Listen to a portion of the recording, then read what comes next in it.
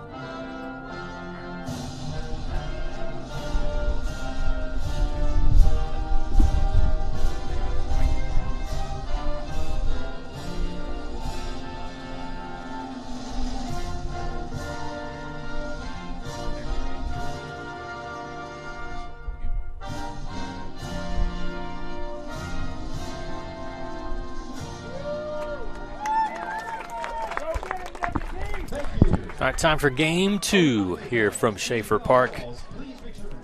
We'll feature Lone Star Conference against RMAC as West Texas A&M brings a 6-0 record into this one against Colorado Mesa, who is now 2-5 after a tough loss. Yesterday they lose by 1 run, 2-1. Today much different. Offensive power being displayed, 5 home runs for the Mavericks, and they lose 10-9. So if you're Colorado Mesa, you're saying let's just figure out the in-between, right?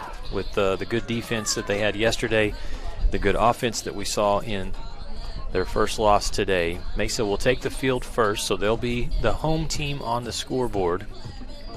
Lady Buffs will bat first. And so let's take a look at that Lady Buff batting lineup for West Texas A&M today. A little bit different from what we saw yesterday in the 2 wins for WT. Similar start, though. Madison Johnson to lead things off, the shortstop for West Texas A&M, followed by Salzman in center field and Emily Boyer, the designated player. Diana Murtha bats cleanup, followed by Valforte, Lauren Granger, and Julie Guzman. Batting in the 9 spot, Gabby McConnell, the second baseman, and batting 9th will be Brittany Rufus. For Colorado Mesa in the circle, to start will be Kennedy Viss. And Kennedy had limited action in the 10-9 loss earlier today against Eastern New Mexico, came in relief of number 14, Hannah Sattler, and had some control issues. So the freshman, she gets the start here in the second game of the day, and they're going to need her to perform well against a Lady Buff lineup that can get hot. Yesterday used more of the small ball managing runs. Today, though, if WT offensively catches fire like Eastern and Colorado Mesa did, you may see some fireworks. First pitch to Madison Johnson to get us started. And it's a good pitch on the outside for strike one. Defensively, Colorado Mesa will have Ava Fugate over at first base. Second base, Maya Arrieta. She had a home run earlier today in the 10-9 loss. Shortstop is going to be Ashley Bradford. Third base is Michaela Westmoreland. Outfielders from left to right will be Brandy Haller, Bella Aragon in center, and Riley Crouch out in right field. And what a game Riley Crouch had. 3 home runs. She knocked in 5 RBI. This ball hit hard right back to Viss, and she does a good job. Pitcher takes care of business there with the scoop and then the shuffle over to first base for out number 1.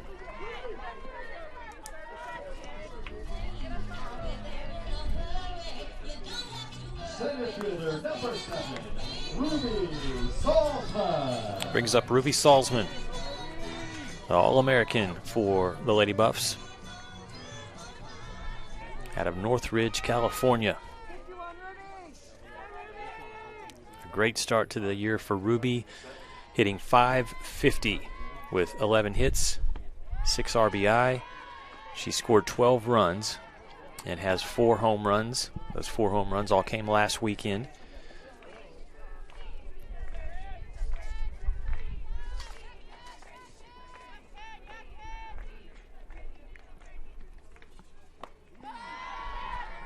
Good pitch from Viss to even the count at 1-1.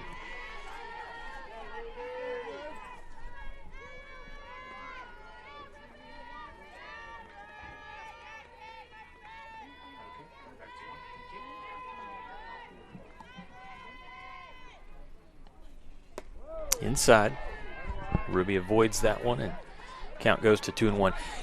Kennedy Viss was credited with the loss in that first game. Came in relief, allowed 1 hit, 4 runs, and had 3 walks. Really, the walks were more the problem, but she looks to be on her game here to start this one against WT. Low pitch this one on that particular throw to Salzman, so it's now 3-1. Ruby will be careful here. If it's not in the zone, she's going to get on to first base with a walk, but if it's in there, she'll give it a ride, no doubt.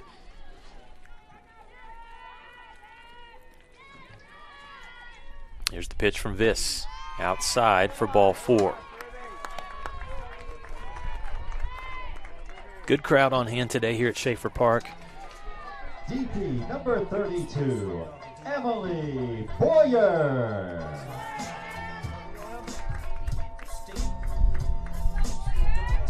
And next up is Emily Boyer.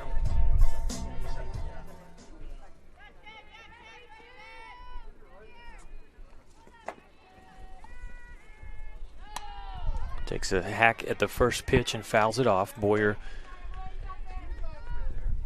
solid performance yesterday, both offensively and defensively, as she pitched in game 2. It was a combination of Emily Boyer, Emily Wilson, and then Emma Parrish to get the job done against New Mexico Highlands in that 7-0 win. This pitch is up from Viss.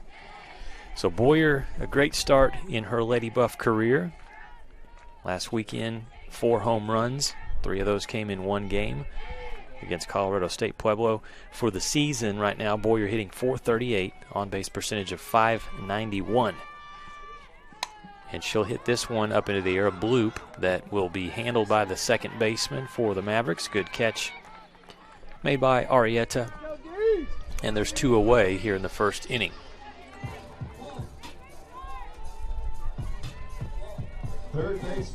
Saw one of the assistant coaches from Colorado Mesa in between game 1 and now this second game that you're watching, and I said, Coach, it was a good game, did a good job. Told him, you know, nearly had that. And he said, yeah, we just needed a little bit more defense. Our offense was there with 9 runs. You scored 9 runs. You, as a coach, you think should win the game, but they gave up 10. This is a hard hit from Murtha that just drifts foul down the first base side.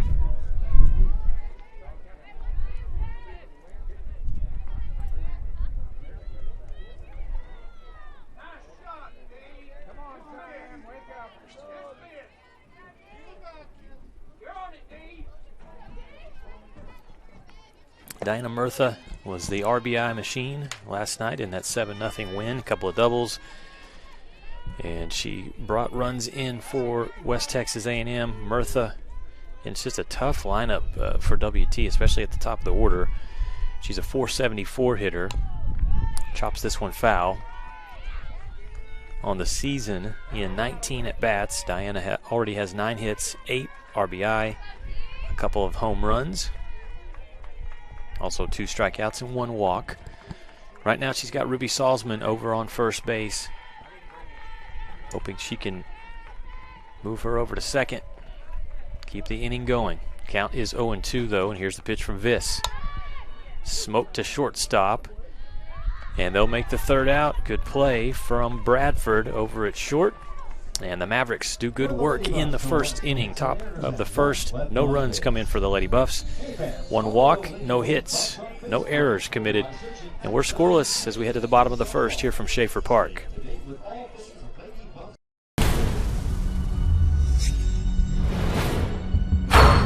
This is a walk-on athlete. They train long and put their heart into the game. This is the passion we're built on. It's why we put our heart into creating game day with a taste of Louisiana. Walk-ons, we live for this.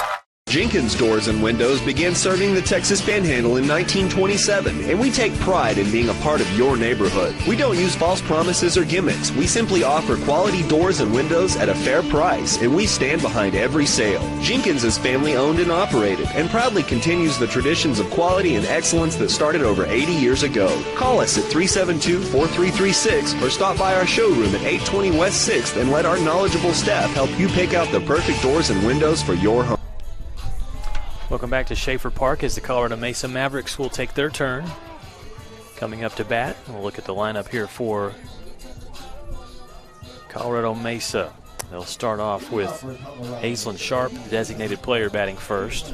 Arietta Crouch will bat third, Haller in the cleanup spot. And again, Riley Crouch coming off of 3 home runs.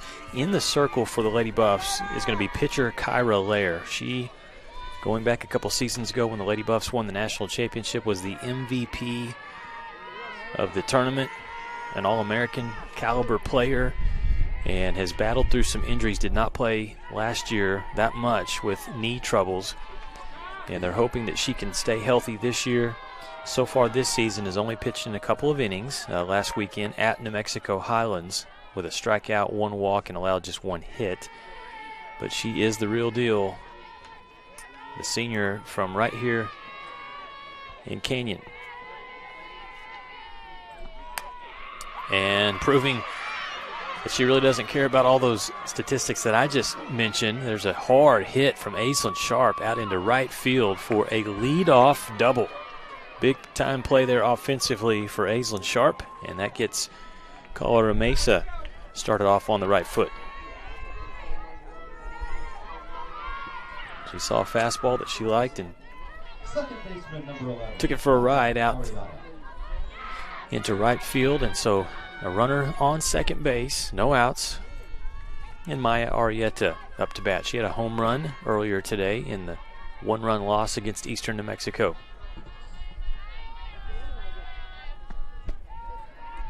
Pitch missed inside from Lair.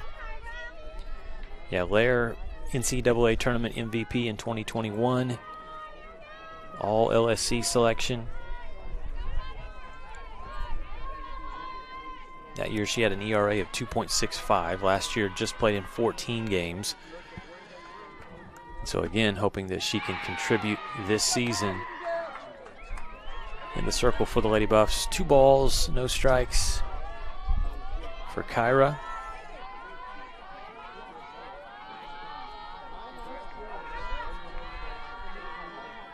And Arietta got that bat ready.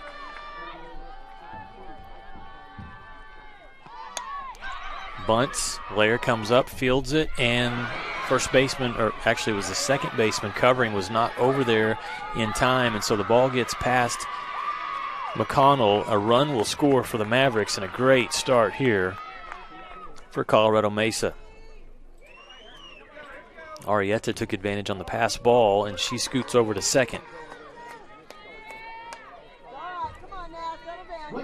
So the Lady Buffs, the miscue defensively. Small ball leads to a run for the Mavericks. And they take the quick 1-0 lead. Still no outs. And the dangerous hitter, Riley Crouch, stands in, watches the first pitch inside. Tremendous performance for Riley in the Game 1 loss. 4 at-bats, 3 hits, 5 RBI, and 3 home runs. Not too shabby.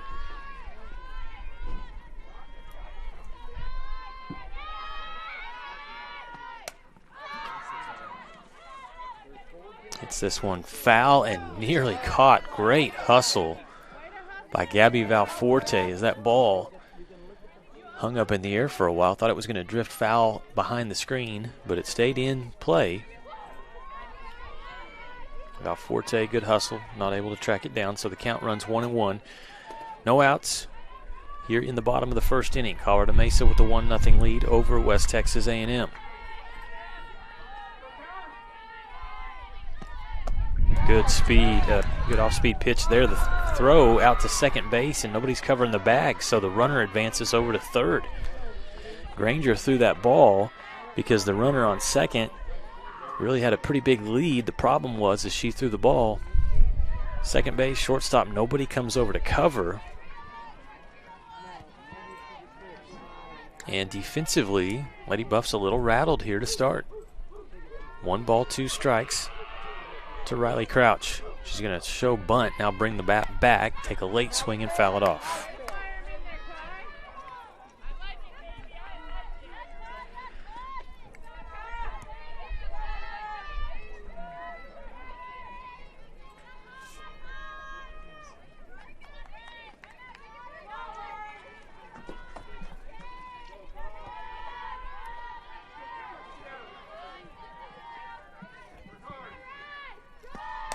Crouch hits it high in the air, giving chase. Putting that glove out at the last second was Lauren Granger. She was really close to the backstop, the netting, so a tough play to make.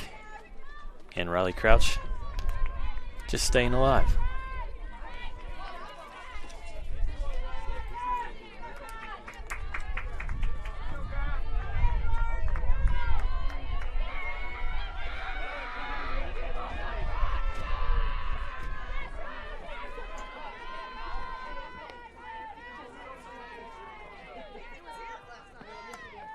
Pitch fouled off. Crouch proving to be a very, very difficult out. The runner on third is Maya Arietta.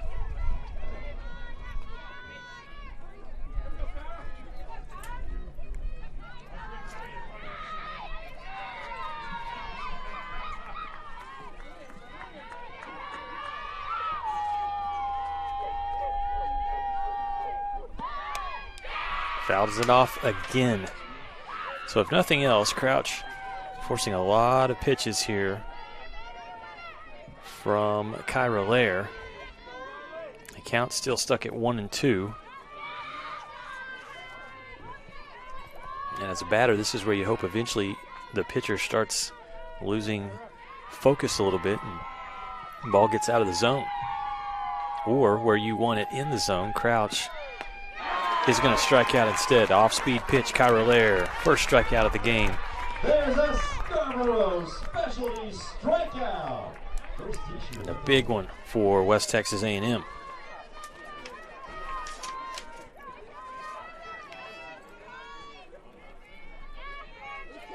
First strikeout of the day offensively for Riley Crouch.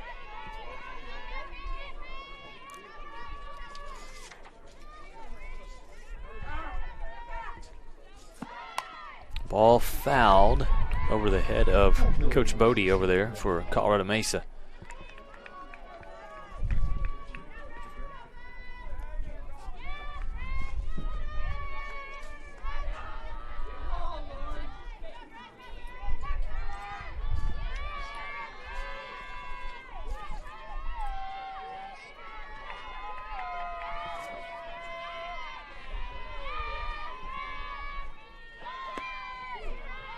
There's trying to get that inside corner, and she's missing just a little bit here early in this bottom half of the first inning.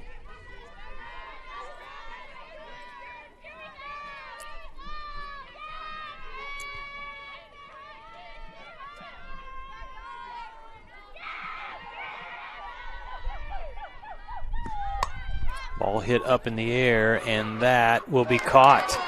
Good hustle from Madison Johnson at the shortstop position.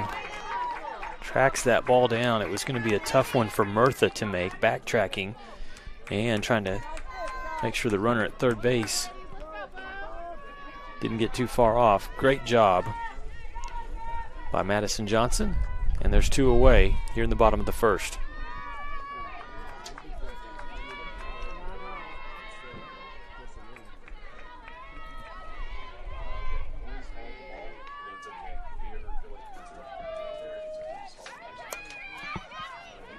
This one right to Gabby Valforte as the pop out from Ava Fugate will end the inning, but not before Colorado Mesa scores 1 run. They take advantage of an error committed by West Texas A&M. 1 run, 1 hit, and actually 3 errors in the inning committed by the Lady Buffs. So some work to do for WT, trailing by a run as we head to the second inning after this break.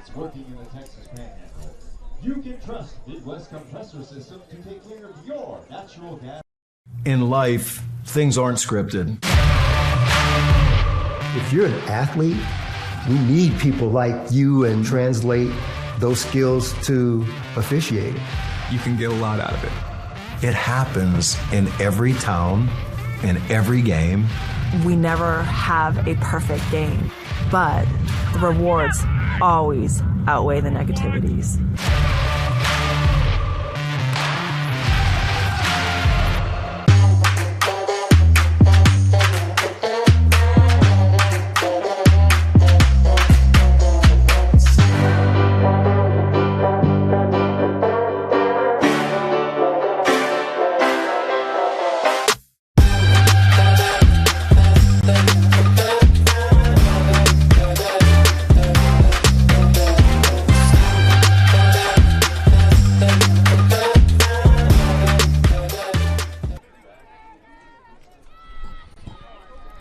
Good news and bad news for West Texas A&M. The bad news, the Lady Buffs commit 3 errors in that inning, the bottom of the first. The good news is they only allow 1 run off those errors. So score is 1-0 Colorado Mesa as we start the top of the second.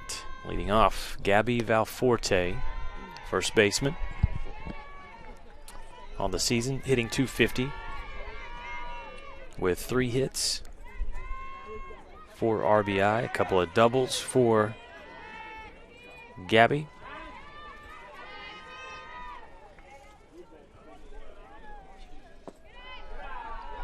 First 2 pitches from Kennedy Viss inside for a count that is now 2-0.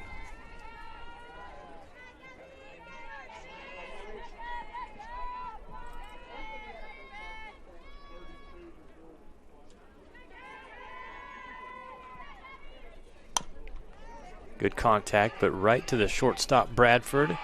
Strong arm, and there's 1 away here in the top of the second inning. Catcher number 34, Lauren Granger. So next up is the freshman from Minnetonka, Minnesota, Lauren Granger.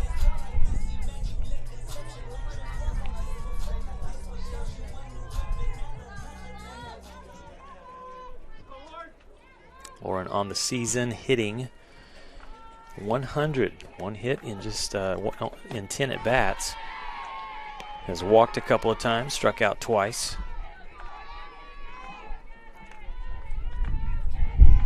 Hoping she can get her offense going today here against the Mavericks.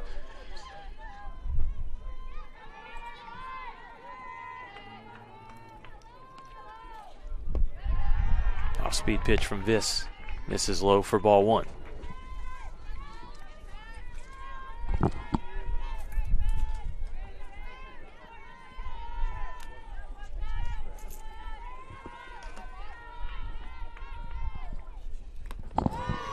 Inside part, and it's tipped, caught.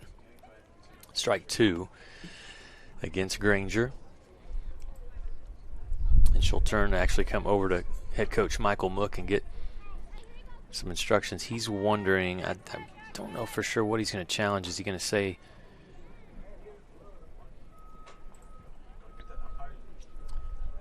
that she was hit, that the ball hit her before it hit the bat? Not sure. Or actually maybe that the glove came out first and that it could be interference against the catcher. That's probably what he's arguing.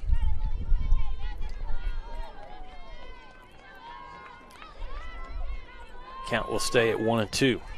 Kennedy Viss ahead here would love to get a second out. Her team leading 1-0. These two teams yesterday 2-1. WT won that one. Granger inside jammed her, and a great play.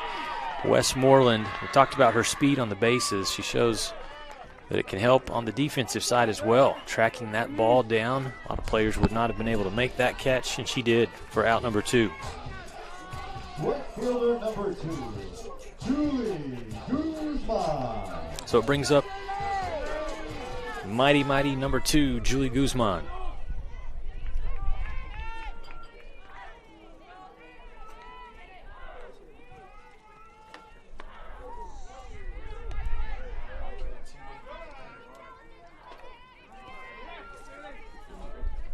Guzman this year hitting .333 with 2 outs, which is what she's got right here, obviously.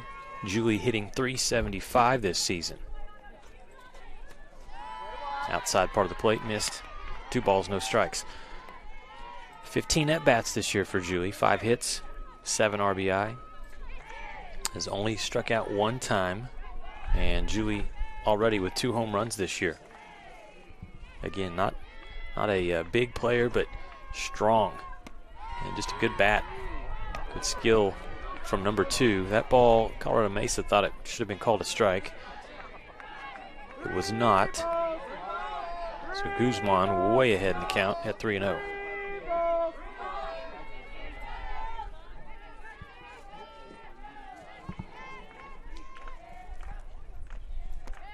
And there's a strike from Viss.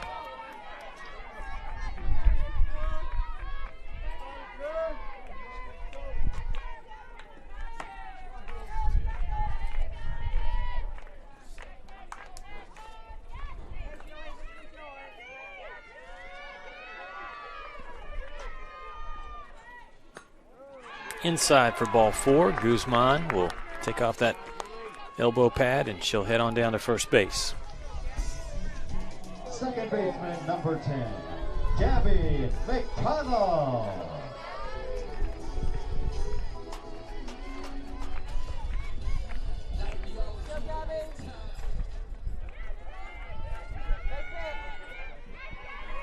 So Gabby McConnell up next, second baseman. Takes a swing at the first pitch, out to right field. It drops, gets in front. Crouch couldn't come up with the play. Guzman is going to try to get home. She's there. No problem for Julie. And we're tied 1-1. Gabby McConnell with the RBI double. The way the wind is blowing, the outfielders are playing pretty deep. And that was a tough one for Crouch, having to charge it. As a result, gives McConnell the RBI double, and it brings up next Brittany Rufus. A lot of things that the Lady Buffs can do here with Rufus, talented hitter. She'll slap this one to second base.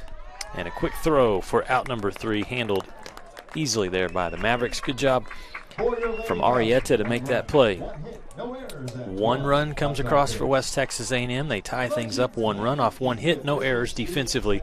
So we head to the bottom of the second inning, tied at 1. The Mavericks and the Lady Buffs here on the Lone Star Conference Digital Network. Since 1933, the Panhandle Plains Historical Museum has housed the vast history of Panhandle Plains, given back to the community, and provided educational resources to those who live here. Located on the campus of West Texas A&M University, PPHM is free to all students, faculty, and staff at WT. We offer volunteer opportunities, internships, and hands-on research experience. From prehistoric times to pioneer travels, there's something for everyone at the largest history museum in Texas. Stop by and see us sometime. Oh, and don't forget, go Buffs!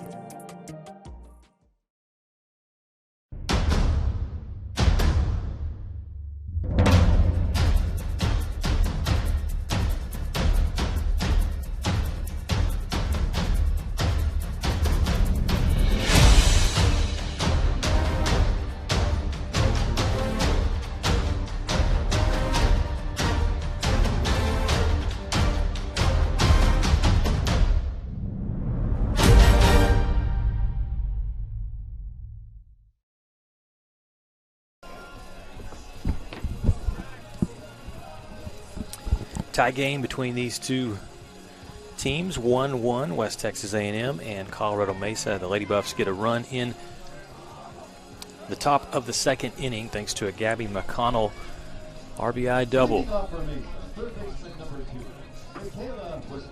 She was able to drive in Julie Guzman. Julie had walked, and that all happened with 2 outs.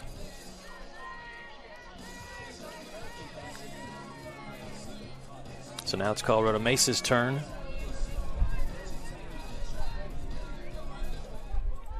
As they will start things off here in the bottom of the second with Michaela Westmoreland.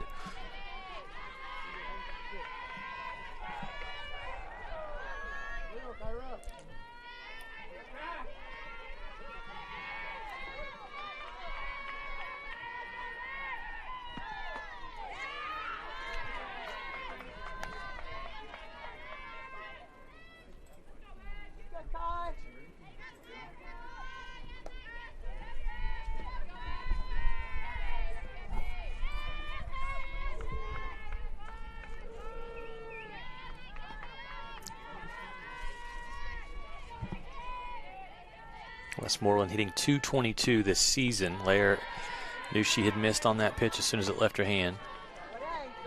So it's 2 balls, no strikes to Michaela Westmoreland. Just a freshman out of Murrieta, California. Good athlete, both offensively and defensively. From what I've seen this weekend for the Mavericks, she fouls that pitch back. Fastball coming there from Lair. Again, Kyra Lair, go back to last season, and she was trying to come back, had the knee injuries, and it was a struggle for Kyra. Talked to her before the season started this year, and she said, I wouldn't even say if I was 50% last year health-wise. So give her a lot of credit for battling through that, sticking it out, coming back for what will be her last season in a Lady Buff uniform.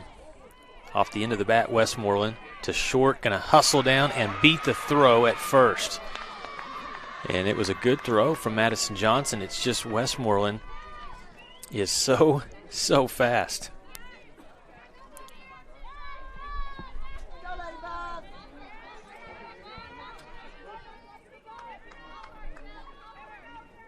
Center fielder number 10, Bella Aragon.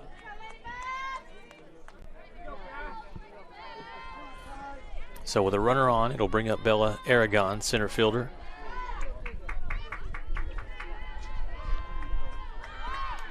Tries the bunt, and it goes foul.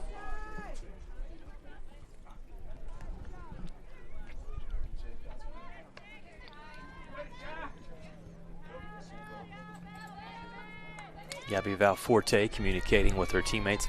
You'll see her and Diana Murtha. They come in close, get the call in. Cheyenne Sanchez, by the way, is in at catcher for West Texas A&M. Last night, 2 for 2 offensively. They get the call defensively, and the pitch from Lair missed for ball 1. But WT, they would like to keep Westmoreland over at first. That's been a challenge for the teams this weekend, though, as she has done a good job as a base runner. Her teammates have done a good job moving her around. The 1-1 pitch. Bunt laid down. Murtha charges and makes the good throw over to first for out number 1. Westmoreland is over at second.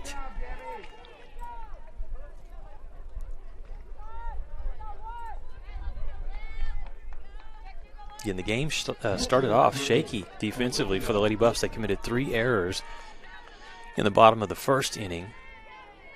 Helped Colorado Mesa score 1 run. WT gets 1 back in the top of the second inning, and that's where we stand now, tied 1-1.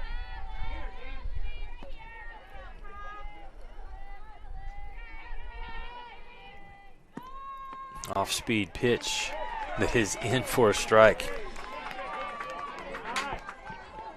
That pitch, a lot of movement.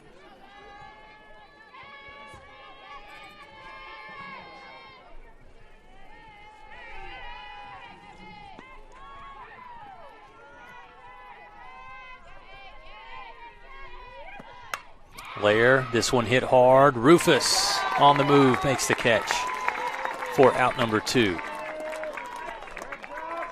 And I learned my lesson last year with Brittany Rufus out in the outfield. The ball, just because it's hit hard and it looks like it's going to get through for a base hit, you got to wait, because Rufus is so good defensively, so fast and athletic that she can track down just about any ball that's in play. 2 away. And the next batter is the shortstop, Ashley Bradford. Goes down low and chops it off foul.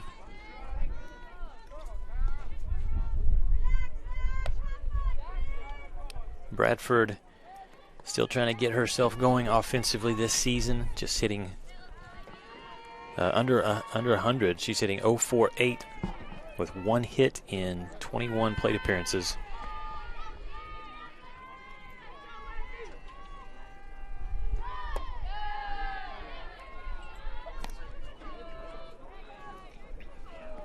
Lair's pitch count up to 27 after that toss.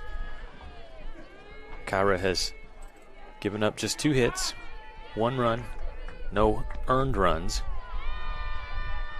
Again, the first one coming through as a result of a Lady Buff defensive error, and that is a great off-speed pitch. Her changeup has so much movement on it, and it just is tough for the batters to get a track on it.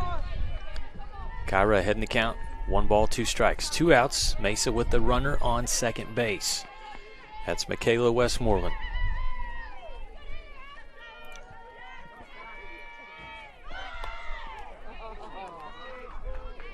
The last second, the bat got up and pitch was fouled off.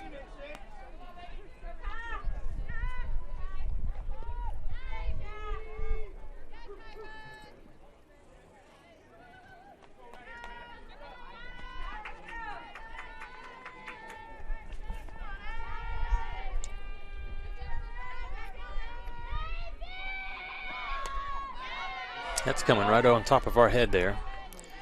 Fouled off behind the press box here at Schaefer Park.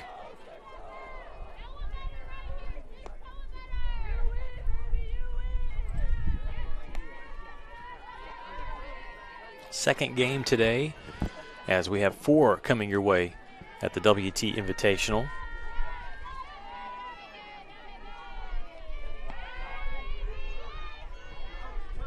Third game will be Eastern New Mexico against New Mexico Highlands, and that is a strikeout. Past the batter.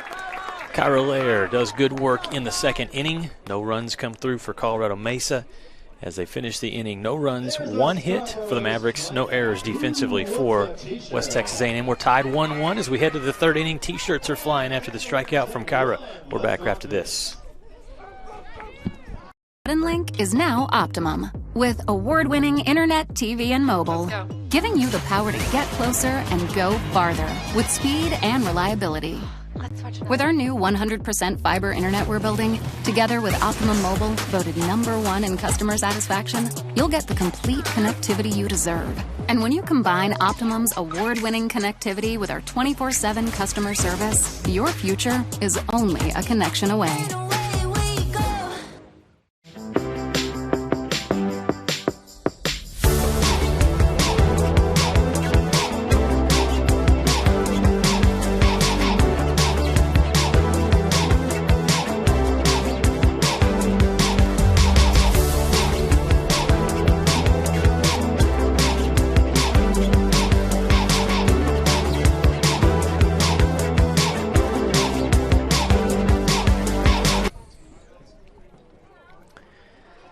54 degrees, sun is out, wind not too bad today, so beautiful weather for softball here at Schaefer Park. West Texas A&M and Colorado Mesa looking like they may be going toward a similar result as what we saw yesterday, a 2-1 victory for the Lady Buffs over Colorado Mesa. Right now it's 1-1 as we start the top of the 3rd inning. Madison Johnson up to bat, her 2nd plate appearance, as she had a ground out first time up for the Lady Buffs.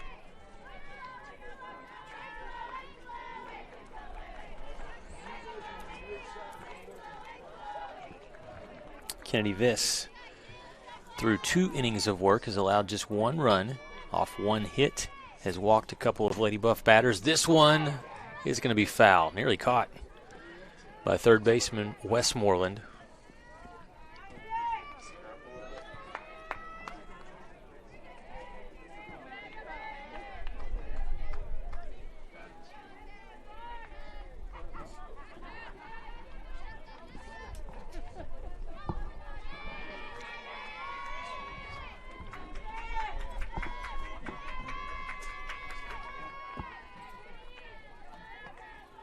Oh, she waited back on that one, and Madison Johnson crushes it out to left center field. She'll slide in safe with a leadoff double.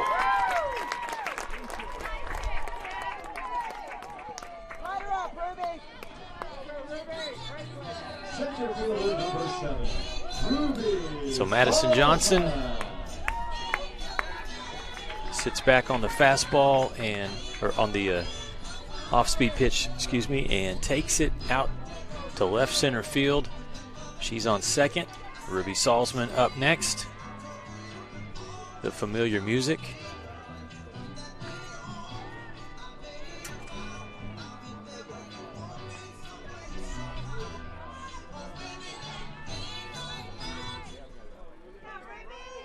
Classic with that walk-up song there.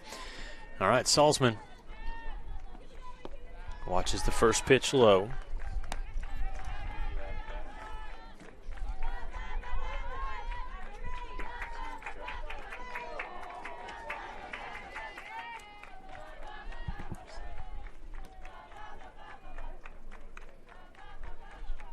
Ruby. It's going to be fair off the wall. Madison Johnson will score. Salzman with a double. Back-to-back doubles for the Lady Buffs. And it's a 2-1 lead for West Texas A&M.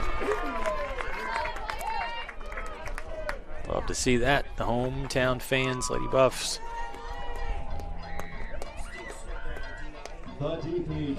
Getting hot here in this top of the 3rd inning.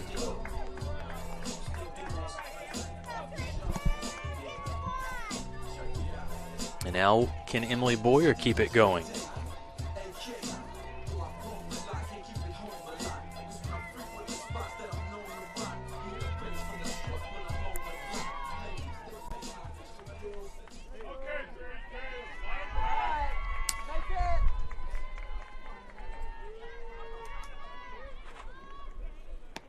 Good pitch from Kennedy Viss.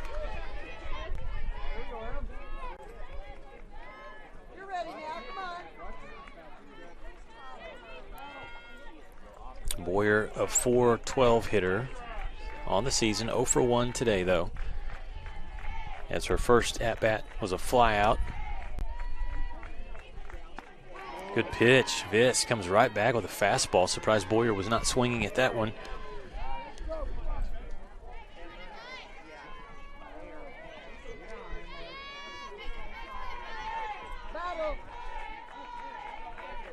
Down 0-2. No outs. Runner on second for WT. Boyer let that one go by, and it was close, but inside for ball one.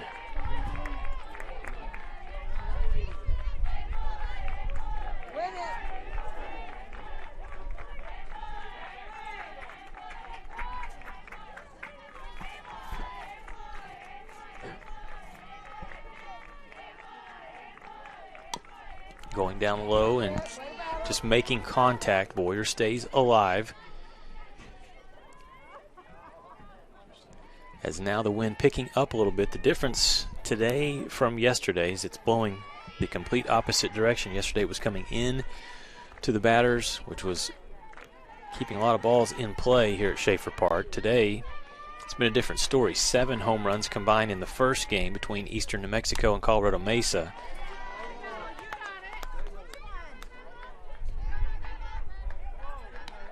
No home runs yet in this game, but get the feeling that could change soon.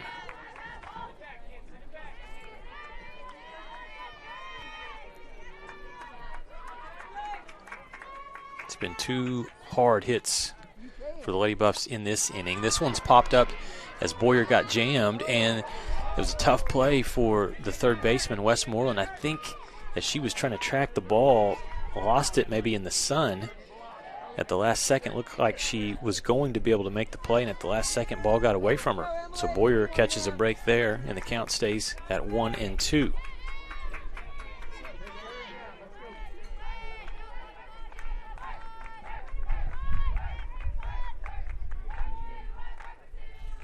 Boyer got a hold of that ball, but it's going to drift foul. Goodness.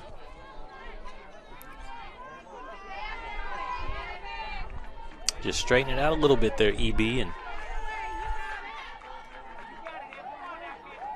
good things will happen.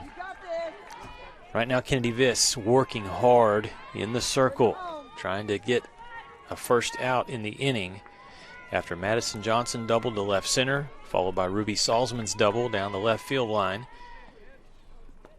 It's low. Salzman down to third base.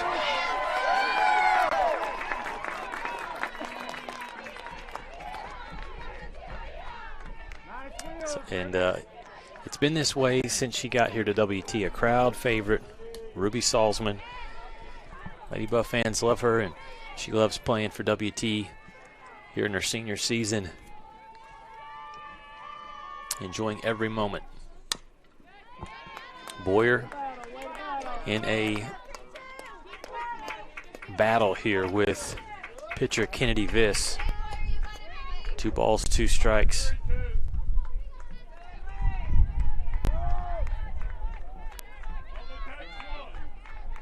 Viss, with that last pitch, has now thrown 33.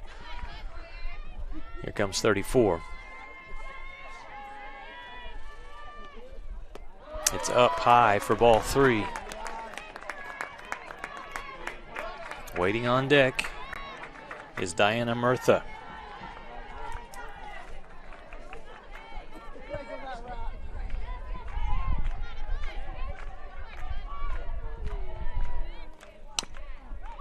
Chop foul again. You just feel like Boyer needs to wait just a little bit. She's a little bit ahead of these pitches.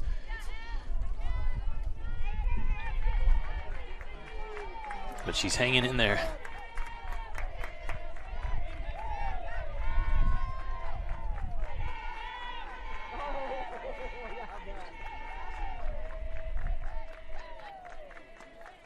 Viss struck her out.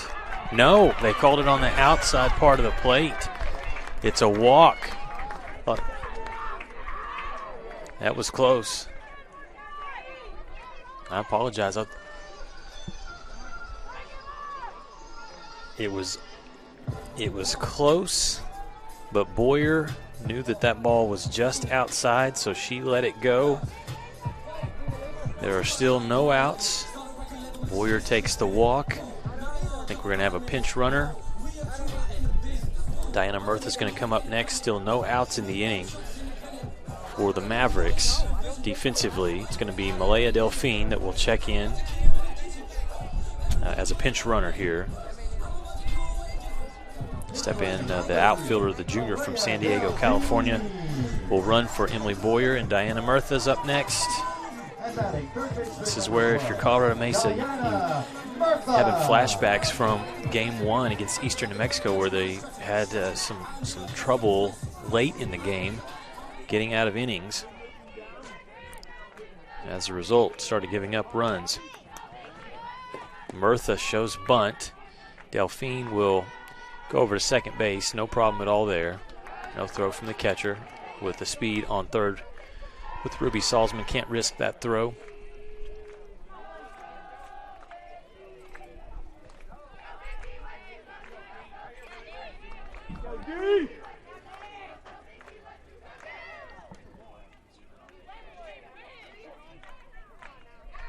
This one being challenged as to say, was it a strike with the bat being shown for bunt?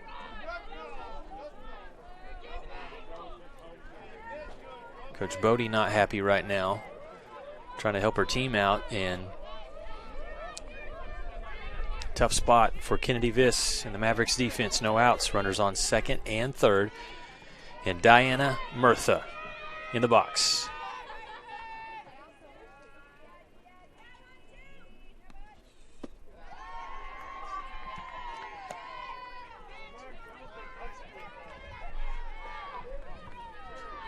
Count goes to 2-0.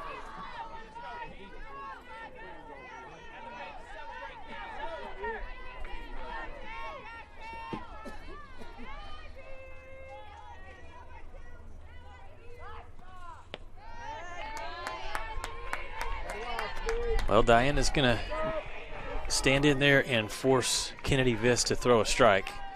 3 straight balls. One more, and she's standing on first. The bases will be loaded. Standing on deck for the Lady Buffs is Gabby Valforte.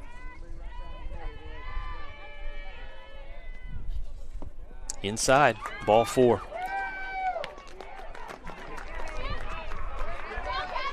For Viss, that is walk number 4 in the game. So you take your chances here against Gabby Valforte, junior from Fort Worth. Gabriela Valforte.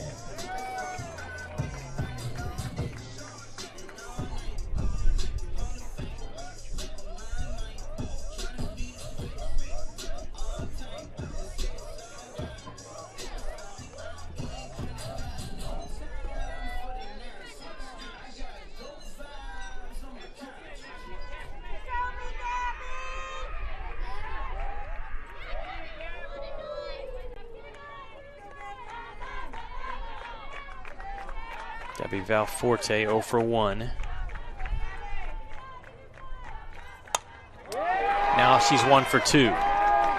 Shot out to right field. 1 run scores. The second run is not going to score because Delphine is thrown out. Great job out in right field.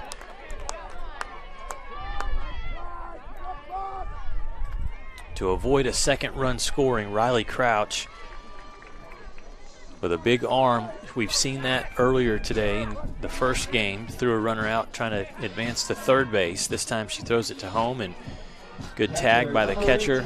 1 run does come through, though, as Valforte delivers with an RBI.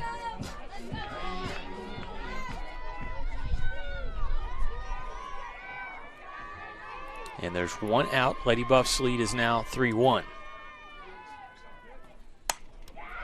First pitch, jumping on it, but drifting foul is Cheyenne Sanchez in at catcher for WT in replace of Granger. Sanchez was hot last night, 2 for 2 with an RBI in the 7-0 win over New Mexico Highlands.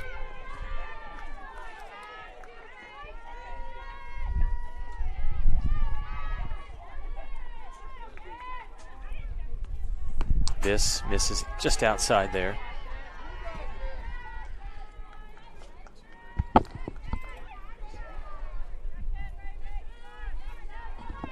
Looking at Kennedy Viss, the next pitch will be pitch number 50. Just in the bottom of the third inning. Feels like about 15 of those came in the at-bat that Emily Boyer had earlier when she drew a walk. Nice job behind the plate. Olivia Litzen blocks that ball as it got away from Viss.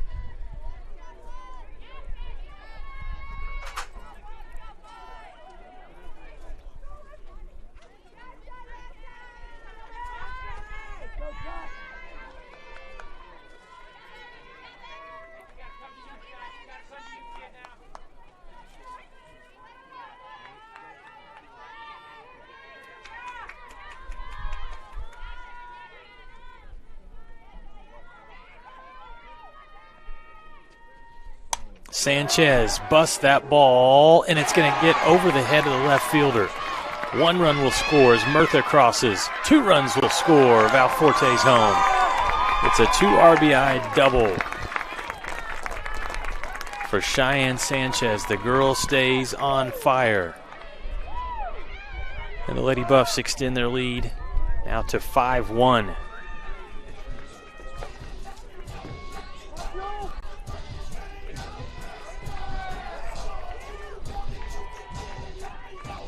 Well, in this inning, that is the 3rd double for the Lady Buffs.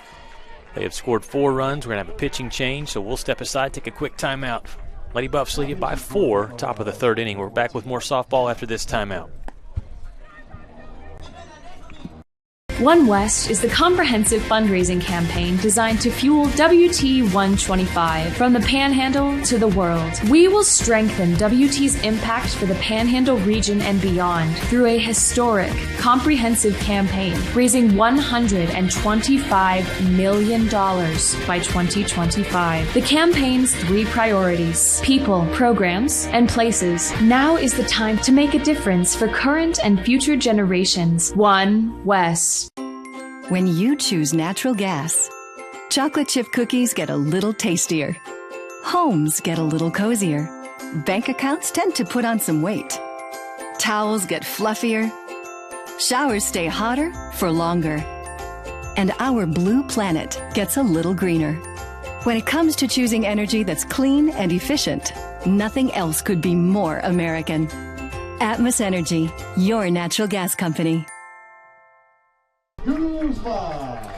Lady Buffs doing work here in the top of the 3rd inning. They've scored 4 runs. The lead is 5-1. Pitching change is into the game 4. Oh boy, this ball from Julie Guzman is out of here. A 3-run blast by Julie. Touch 'em all, Guzman.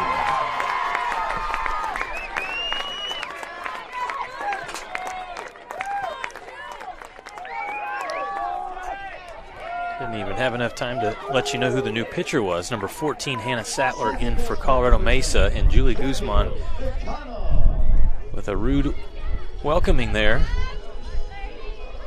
Lady Buffs 7-1 lead with a swing of the bat from Guzman.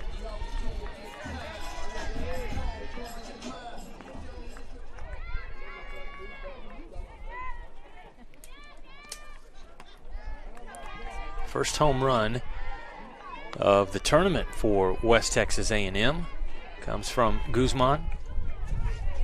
This inning, goodness, for the Lady Buffs, 3 doubles, a 3-run home run,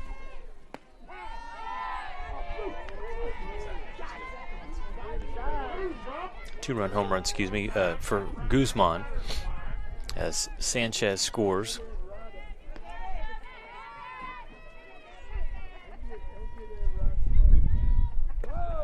And next up for WT in the box is number 10, Gabby McConnell, the freshman from Sioux Falls.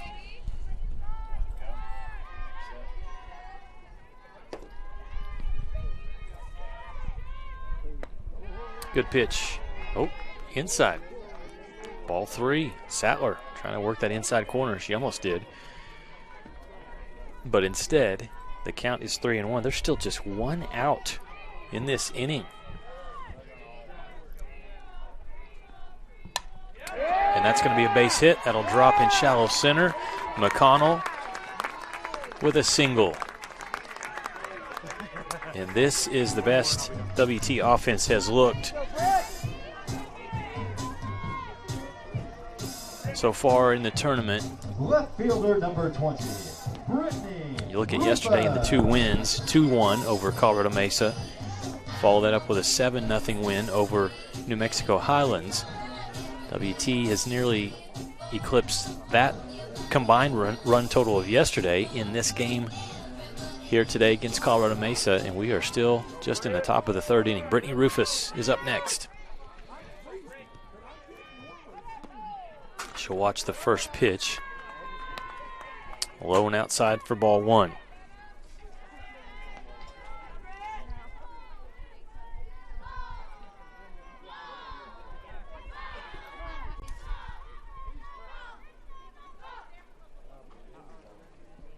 This inning started with the top of the order, Madison Johnson. She may get back around and she should get back around. She's on deck now as Rufus bats in the 9 spot, and meeting of the minds right there with head coach Michael Mook, his talented assistant coach Janelle Troutman, and the Lady Buff offense. See if they send McConnell. And again, Rufus is the type of player in terms of offensively. She can bunt, she can slap, she can hit for power. Tries to just tap one down and advance the runner, but it comes off the bat backwards and foul. Rufus on the season hitting .273.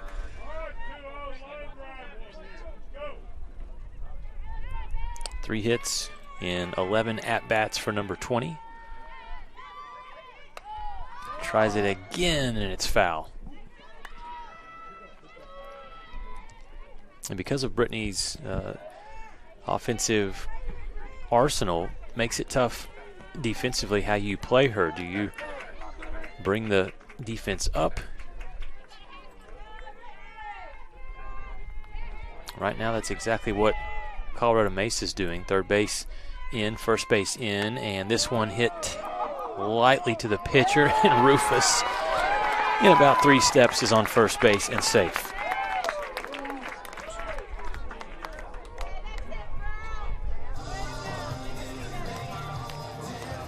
The girl is good, no doubt.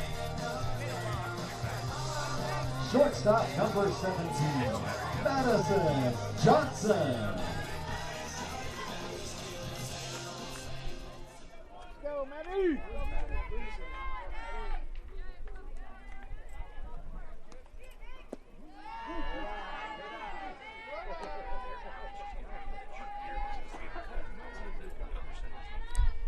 And I want to wish Brittany's parents a happy anniversary today. 30th anniversary for Brittany's mom and dad, Melanie and Red.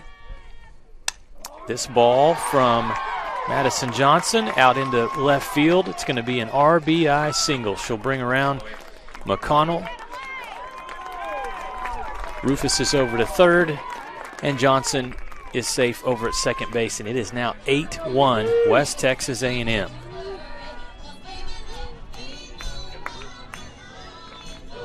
Center fielder number 7, Ruby Salzman. The inning that Colorado Mesa did not want to see today is happening. 7 runs have come across here in this top of the third for WT. They're not done. Salzman is up next. Ruby watches the first pitch, in for a strike.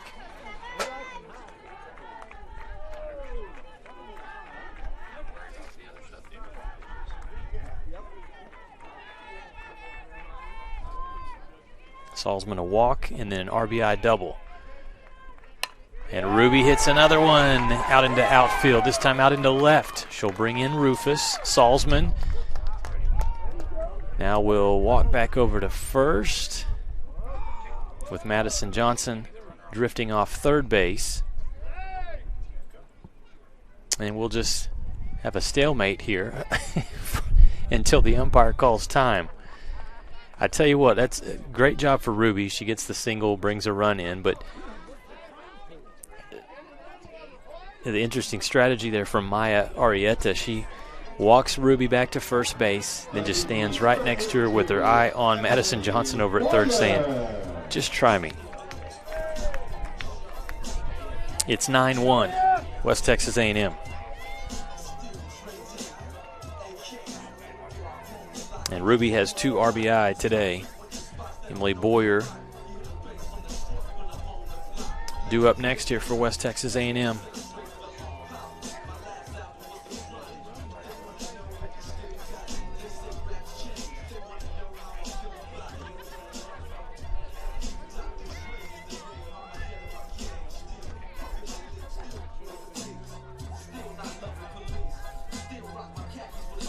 Ten hits in the game for West Texas A&M. That has led to 9 runs. Here's Emily Boyer. She walked early in this third inning. Still looking for her first hit. Shows bunt. The throw goes out to second base, and nobody was covering the bag, so that's an easy play for Madison Johnson. Thank you very much, Johnson. Crosses home plate, miscommunication there because the catcher, Olivia Litzen, there was no doubt she was throwing that ball as soon as it hit the glove, so that was a call that she thought was made. Second base and shortstop not on the same page, and the ball goes into the outfield. An error there for the Mavericks, and a 10th run for West Texas A&M. Boyer ahead on that swing, missed it.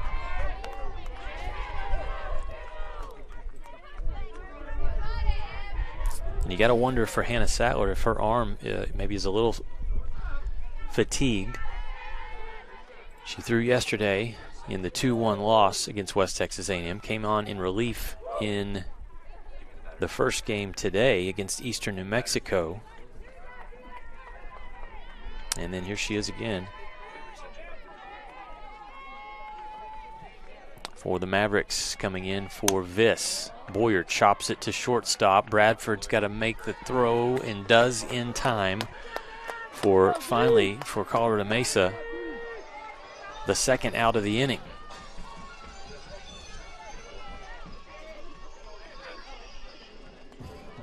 Salzman advances over to third base, and Diana Murtha is the next hitter to step in for West Texas A&M.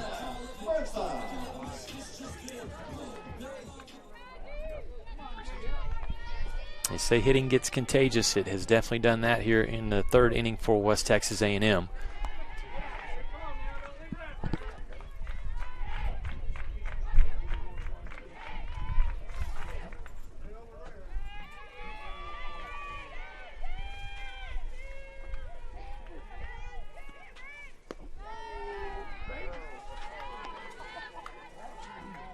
Sattler thought she was going to get that pitch in for a strike. It just missed, so it's 2-0 to Murtha.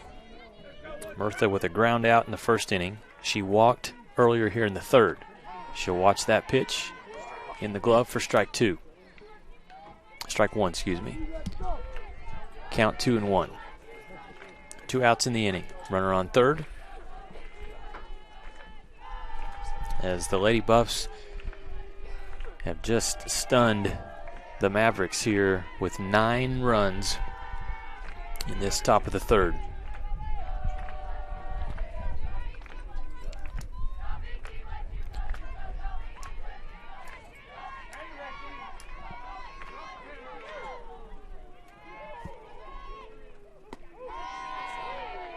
Inside corner, strike for Sattler. So she's come back and run the count full.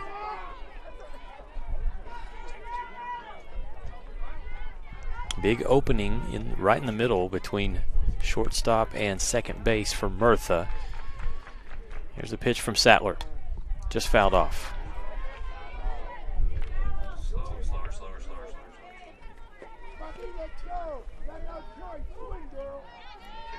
Murtha last season, 12 home runs for the Lady Buffs.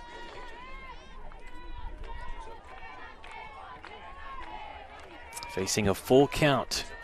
2 outs. Salzman on third. Good pitch from Sattler. And Diana Murtha stays alive.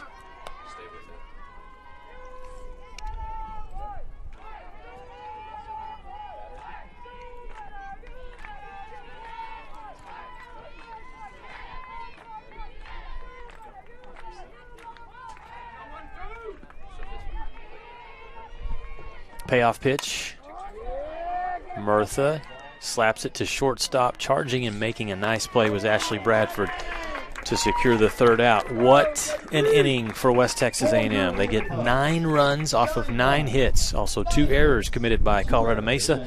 It's a 10-1 advantage for WT as we head to the bottom of the 3rd here from Schaefer Park at the WT Invitational. Went for a onside kick, landed on my knee pretty hard and ended up fracturing my femur. I ended up having to go back and have surgery. Even the day after I had surgery, I was back in the clinic here. It's nice to have people help me rehab at a caliber of what I'm used to feeling like I can do. One thing that I really liked was having the access to the turf, because that's what I'm used to playing on. Now, I mean, it feels like nothing had ever happened. You have a choice of where you can go. This is one of the best places in Amarillo.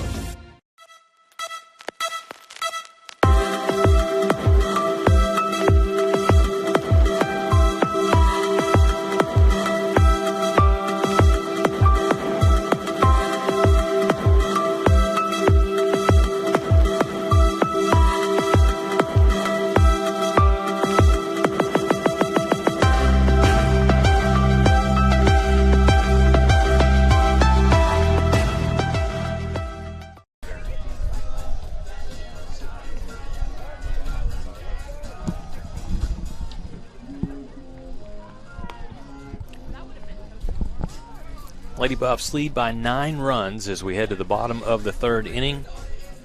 Lucas Kinsey with you here from Schaefer Park, Thunder Vision production team, providing all the broadcast. Great shots throughout the entire weekend. Director today, Jordan Condi, working hard out on the camera and staying warm. DJ Brooks.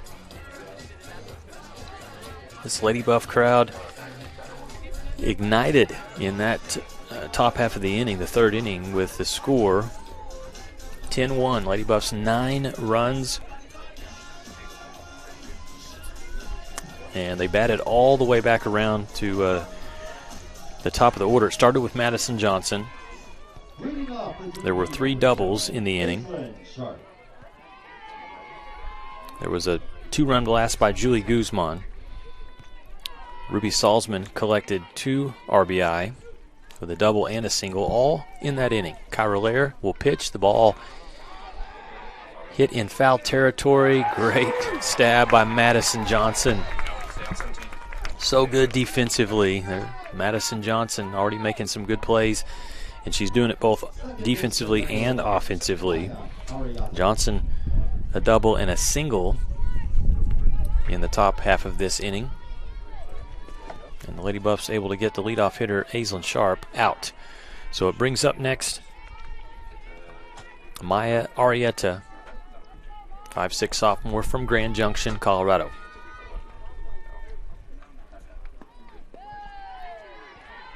No better feeling for Kyra Lair than knowing my offense just gave me 9 runs of support as she comes back to the circle here defensively for the Lady Buffs. Lair has thrown just 33 pitches through 2 innings of work, now into her 3rd. This ball on a rope out to left field, gets past Rufus.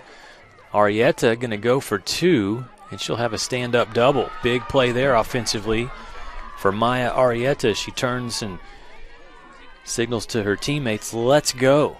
Let's get started here, girls. That will help. A 1-out double there for Arrieta.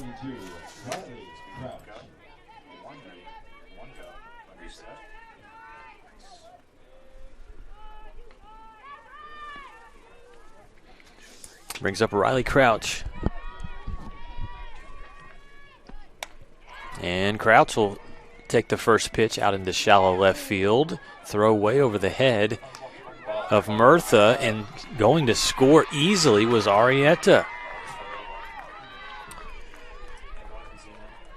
So back-to-back good plays for Colorado Mesa.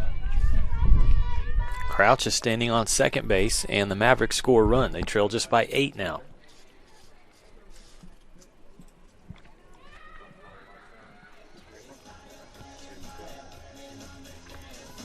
Next up for the Mavericks to bat will be Brandy Holler. As you see it, meeting in the circle for West Texas A&M as Lady Buffs say, hey, let's stay focused here. Let's play good defense. That was a common theme. As I met with some of the Lady Buff players and Coach Mook before the season started, they said last year we simply were not good enough defensively, and that hurt us throughout the season. So we need to be much better. This ball hit high up in the air. Center field sending Salzman back. Ruby makes the catch. Big throw over to third, and runner safe. Good throw, but nice hustle from Crouch to slide in safely over at third. There are 2 away now, after Holler flies out to center.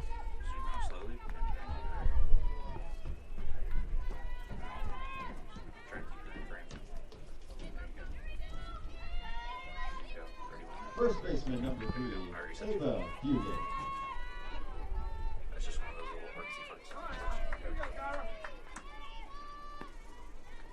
And it brings up Ava Fugate, first baseman for the Mavericks, hitting .083.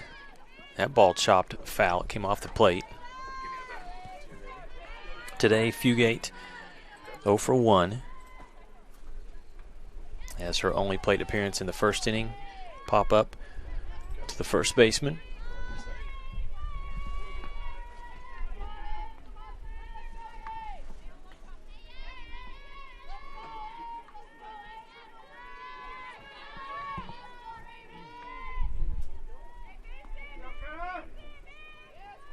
Player taking her time, looking in. The runner on third and 2 outs. Good pitch. In for a strike.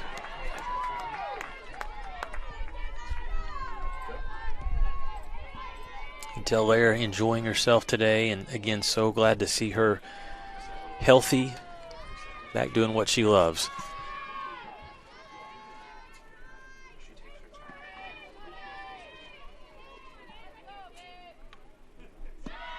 Oh, she fooled Fugate from the time the ball left her hand. And it's a third strikeout of the game for Kyra Lair. The Lady Buffs get out of the inning after Colorado Mesa scores 1 run off of 2 hits. The Lady Buffs commit 1 error. Still lead, though, by 8 runs, 10-2 your score as we head to the 4th inning. We're back with more softball action at the WT Invitational after these messages. Welcome to Medi Drive Pharmacy. We greet you by name, and our pharmacists take the time to console you and answer all your questions. Our Health Mart Pharmacy specializes in serving our community with fast, friendly professional service and the highest quality of medicine and health products. We accept most insurance plans, including Medicaid and Medicare, and we offer free in-town delivery to your home or business. Come visit us for all your healthcare needs. It's got the looks, the style, the performance. Your new car is everything you always dreamed of, and now it's here. First Financial Bank was happy to help put you behind the wheel with a new car loan at a competitive rate and fast, friendly, local approval. It's service that just comes naturally to us, much like a love of tradition comes naturally to you. First Financial Bank, you first. Member FDIC. We start the inning with the score 10-2. West Texas A&M in control, up by 8 runs. You see there, they've done work, 10 hits for the Lady Buffs. Just 2 hits for Colorado Mesa. And it is 4 hits, for the Mavericks. 4 hits and 2 errors committed defensively. Again, I'm going to go back what I had said when we came in this morning. Yesterday, 3 games, 1 home run. And right on cue, Gabby Valforte sends this one over the fence. Home run, Lady Buffs. They'll make it 11-2. So yesterday we have 1 home run between 3 games played. Today there's home runs all over the place. There were 7 in our first game today. Lady Buffs have now hit 2 home runs. Julie Guzman got a hold of 1. And now Gabby Valforte to lead things off in the 4th inning and extend the lead to 11-2. Baseball is leading, though, 1-0 over at Wilder Park. Just getting some updates here from Kent Johnson, WT Athletics staff. As we got a lot going on today. Lady Buffs on the road, and the Buffaloes as well, the basketball teams at Western New Mexico. Those games just started on the women's side. Our score here, 11-2. 9-run lead for the Lady Buffs. And next up is Cheyenne Sanchez, who again last night goes 2 for 2 against New Mexico Highlands. Comes in today, and that one is going to send her to first base, hit by pitch. In her first at-bat, Sanchez had a 2 RBI double. So she's on track right now.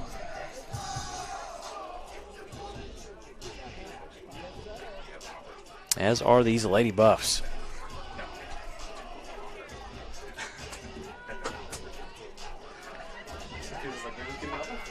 The pitching change for Colorado Mesa, it's Marissa Nem, who is in for the Mavericks.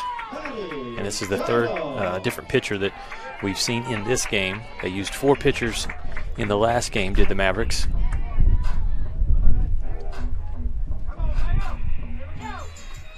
And we'll have a substitution pinch hitter. This will be Maddie Geidel, 5'6" junior from Kewaskum, Wisconsin. She's going to bloop this one, nearly dropping in to shallow right field, but a good defensive play for Colorado Mesa by Maya Arrieta. She tracks it down and makes the good catch for the first out in the inning.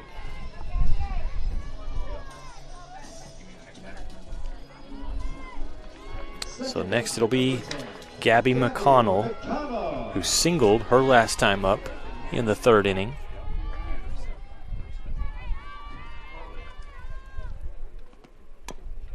Chops it foul.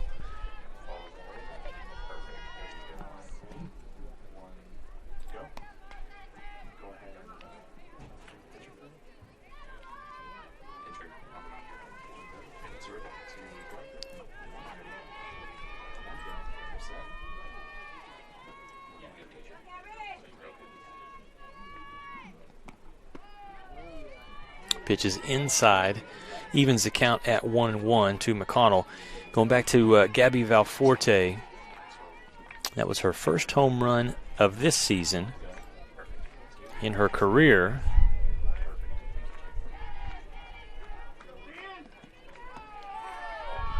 Gabby with now 17 home runs as a Lady Buff. Pretty impressive.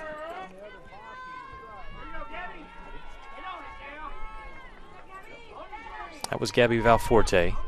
This is Gabby McConnell. Fouls the pitch off. Count stays at 1-2.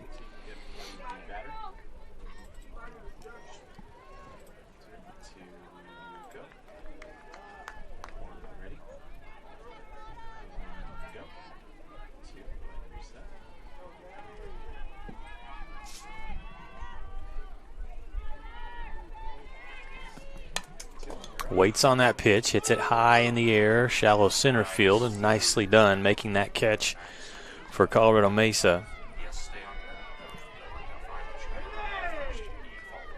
Give credit to Bella Aragon there.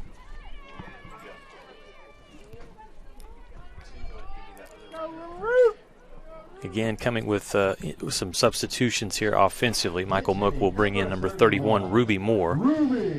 5'4" freshman. Love this name. Maple, Wisconsin, her hometown.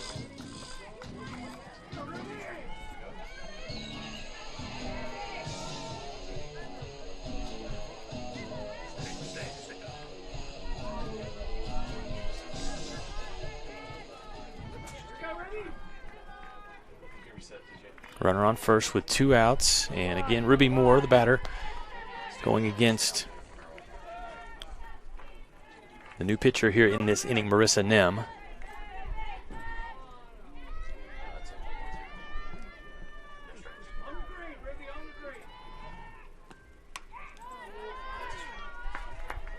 Fouled back for a strike.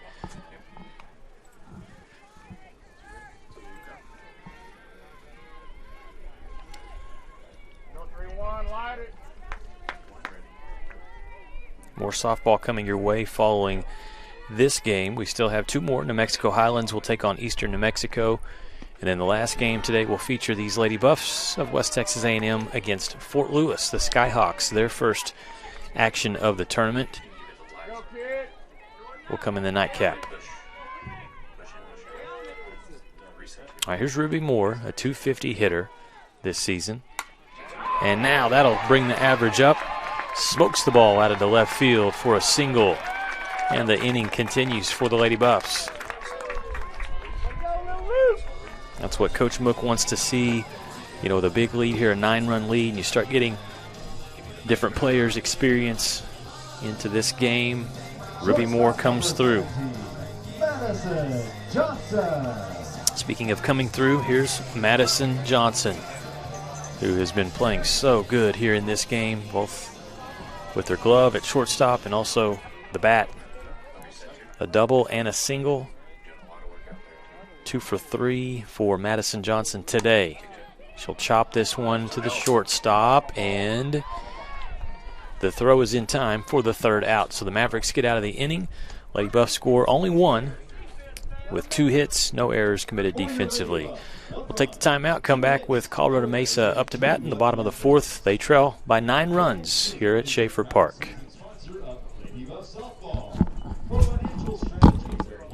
For 90 years, the Lone Star Conference has been committed to excellence. What began in 1931 as a 5-team conference has grown to 18 institutions spanning 4 states. And while membership has changed, the pursuit of athletic success and academic excellence has never wavered. 119 national championships, over 2,000 All-Americans, and nearly 300 academic All-Americans. Celebrating 90 years of success, this is the Lone Star Conference.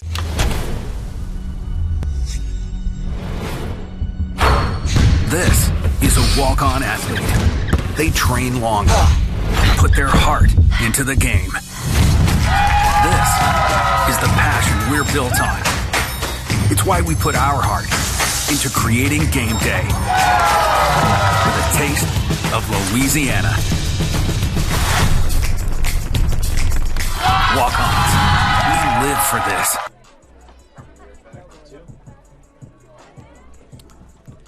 Back at Schaefer Park, game number 2 of the WT Invitational right here with West Texas A&M bringing the bats out today. 11-2 lead. They're going to make a pitching change as Kyra Lair will be done for this game. They'll bring on Emily Wilson, number 19 in relief here. Saw Emily last night against New Mexico Highlands, the senior from Esco, Minnesota, in the circle, and she'll work against Michaela Westmoreland, the 3rd baseman for Colorado Mesa. It's a quick score update for you over at Wilder Park right behind us, WT. And Texas A&M Kingsville, the Buffs lead it 2-0 over the Javelinas, as last night Texas A&M Kingsville bested WT 9-5. Took the early lead in the 4-game series.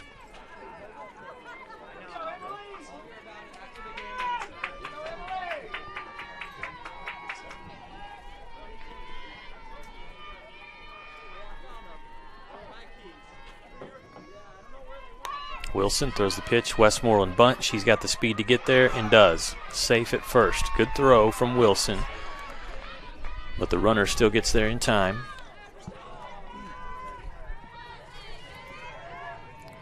As Westmoreland has done that several times already in the 3 games that we have had with Colorado Mesa.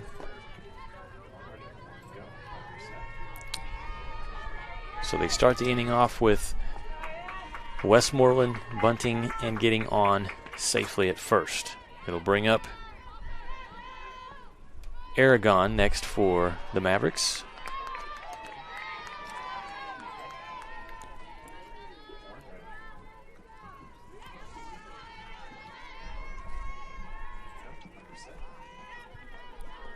Bella Aragon, a freshman out of Denver.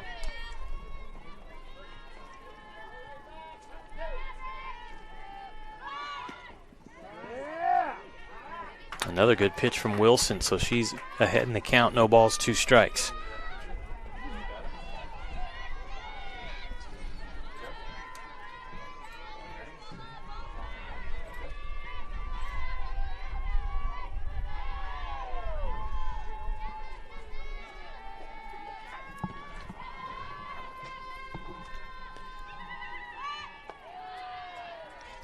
Pitch up, and I think Wilson just trying to get the batter to chase that.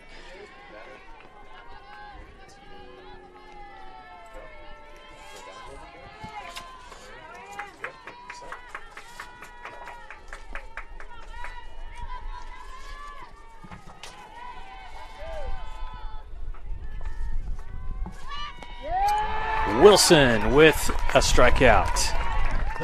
Had the best batter guessing. And they'll chunk out another T-shirt after Wilson gets her first strikeout today. Emily, a couple of seasons ago, a 3rd-team All-LSC selection. And you look at her career stats coming into the weekend.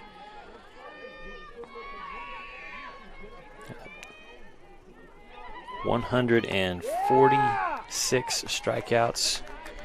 That was before yesterday.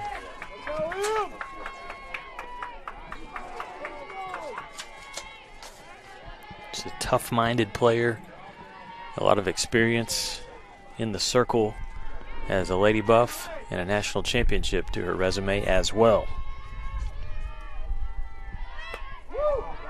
Inside corner for a strike. Wilson wheeling and dealing here.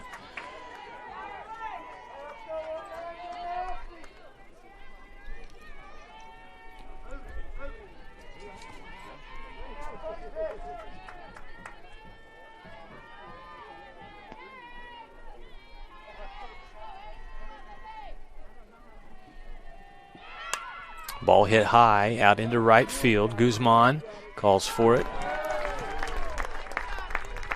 and makes the catch for the 2nd out. Wilson last night against New Mexico Highlands, Emily Wilson pitched 3 innings, had 3 strikeouts, so she now, for her career, is at 151 strikeouts.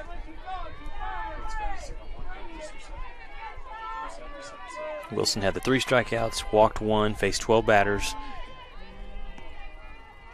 Strong performance for WT, and she's in again here, facing the next batter, number 6, Ashley Bradford.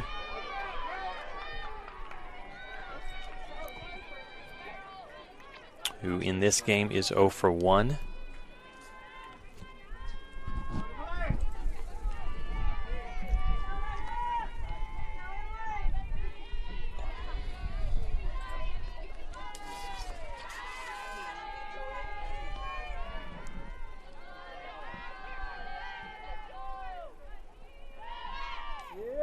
Ball was tipped.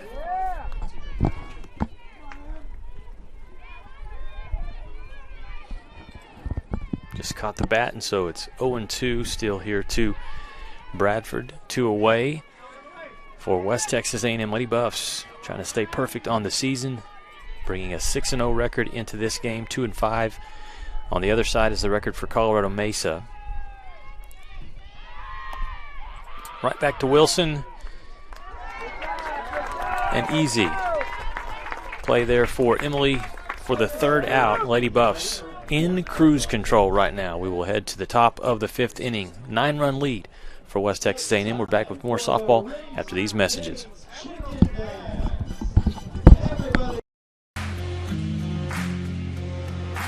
WT student athletes drink low-fat chocolate milk post-workout because it helps replenish and restore muscles quickly to their peak potential. Scientific studies suggest that the immediate benefits of low-fat chocolate milk include boosted performance, improved training, and higher recovery rates in athletes. Add low-fat chocolate milk to your post-workout routine.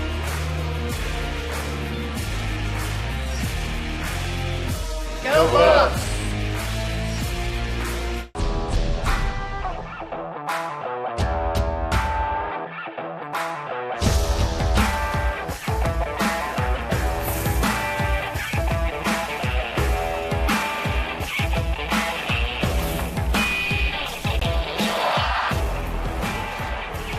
The best tailgates start with the best beef, and the best beef starts with Market Street. Market Street, where we do beef the best.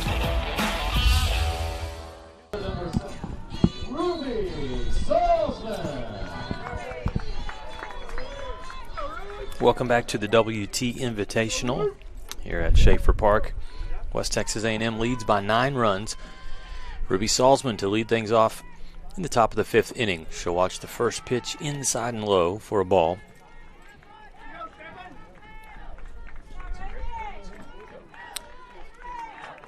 Ruby with a great showing so far today. 2 hits and 2 at-bats.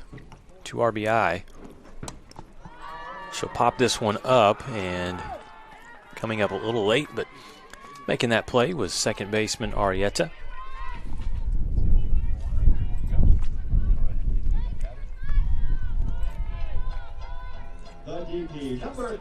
So not easy to do.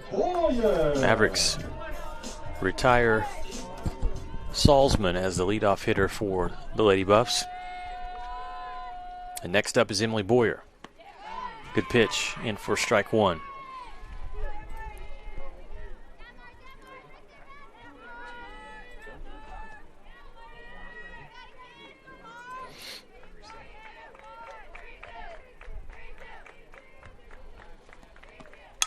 Ball hit hard, but right back to the pitcher, and so an easy play. 2 away quickly here for Colorado Mesa, and this is the defense that they have needed, but have just not been able to find with the WT bats being so hot here in this 11-2 game. We'll have another substitution. Nikki Warren will get a chance here. The 5'3" sophomore from Orangevale, California, will hit in place of Diana Murtha.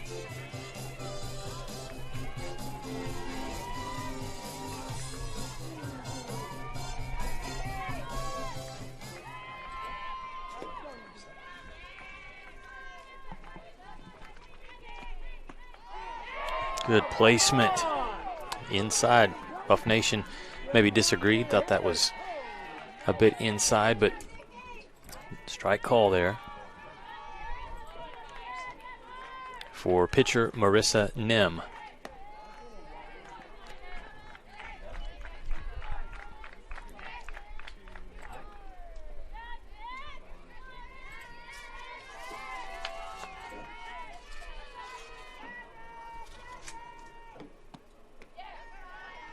That one a little low, so count goes to 2-1. This WT team last season was 29-16.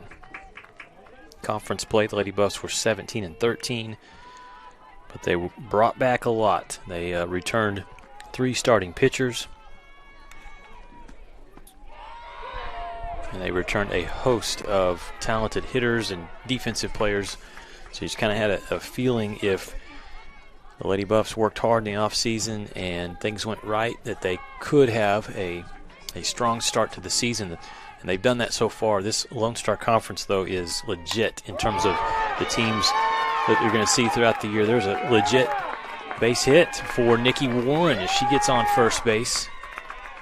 Gets it right back up the middle for her first base hit of the tournament.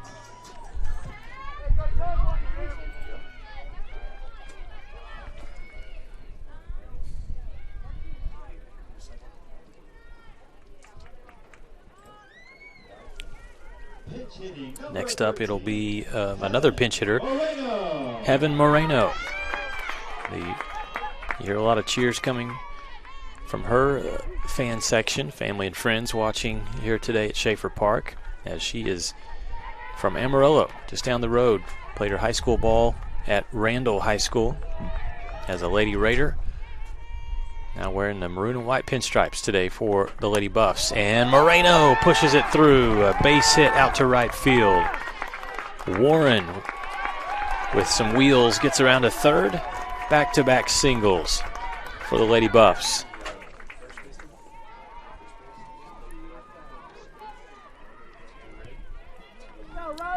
So a special moment there for Moreno. And that is her first career hit as a Lady Buff. Great job, Heaven. Number 21, Riley Steiner. And we'll see if they can go 3 in a row. 3 pinch hitters for the Lady Buffs. This time it'll be Riley Steiner, number 21, 5'7" sophomore from San Ramon, California.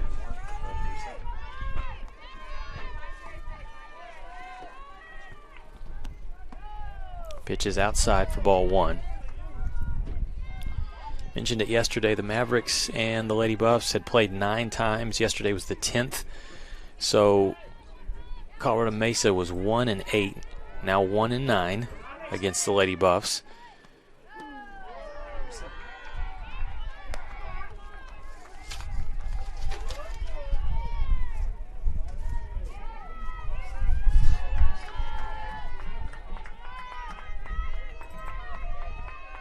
The one win came in the 2016 NCAA South Central region here in Canyon. This ball hit out into right field, and it'll be an easy play for Crouch.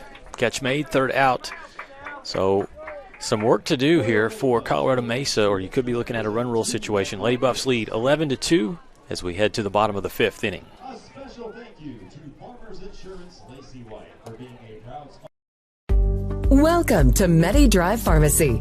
We greet you by name, and our pharmacists take the time to console you and answer all your questions. Our Health Mart Pharmacy specializes in serving our community with fast, friendly professional service and the highest quality of medicine and health products. We accept most insurance plans, including Medicaid and Medicare, and we offer free in-town delivery to your home or business. Come visit us for all your health care needs. It's got the looks, the style, the performance. Your new car is everything you always dreamed of, and now it's here. First Financial Bank was happy to help put you behind the wheel with a new car loan at a competitive rate and fast, friendly, local approval. It's service that just comes naturally to us, much like a love of tradition comes naturally to you. First Financial Bank, you first. Member FDIC. Well, it's Emma Parrish time as the Lady Buffs bring the closer in the game with an 11-2 lead. They're hoping that they can close things out. They can keep this score where it is at a 9-run deficit. This could be all she wrote for Colorado Mesa. Again, you got to be up by 8 runs after 5 innings.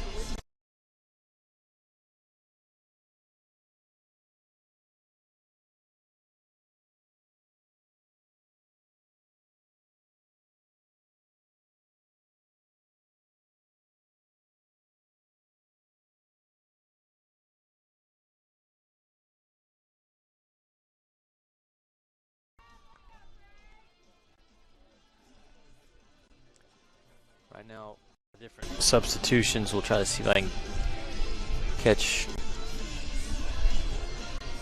what's going on defensively for the Lady Buffs. Looks like we may have another change at the catcher spot.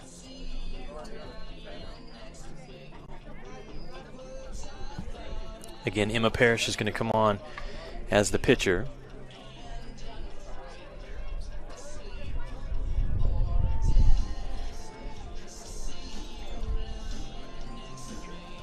Ruby Moore is out in left field. Ruby Salzman in center. Julie Guzman still out in right field. And I think we're going to have some changes on the corners, perhaps. Megan Gerke is in at first base for the Lady Buffs.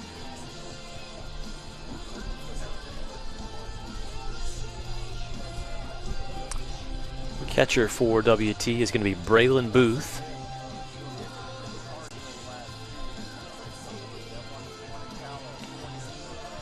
Umpire giving the explanation to Josh Ducheneau, associate SID here for the Lady Buffs, doing a great job throughout the tournament, along with the rest of the athletic staff. Takes a lot of work when you host one of these tournaments, and WT doing a fantastic job. Again, having to make a lot of adjustments after yesterday morning.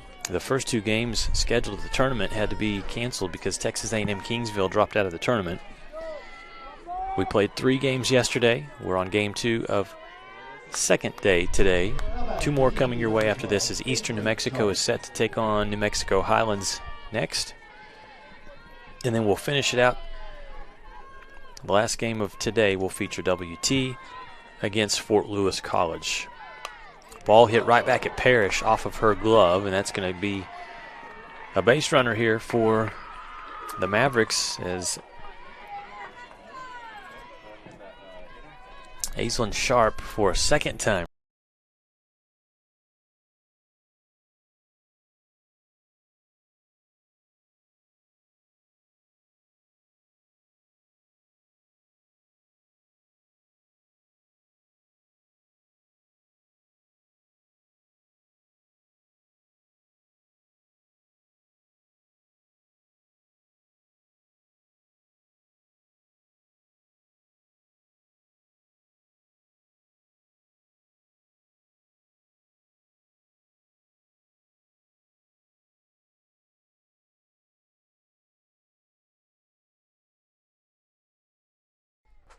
Meeting in the circle as Braylon Booth will visit with Parrish. Lost power. 1 ball, no strikes here, no outs. And the next batter again is Arietta. Today, Arietta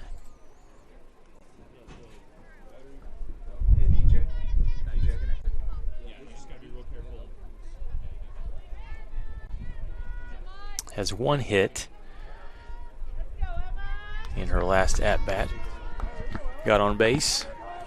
Right now they're trying to keep this game going because WT has the 9-run lead here in the top of the 6th.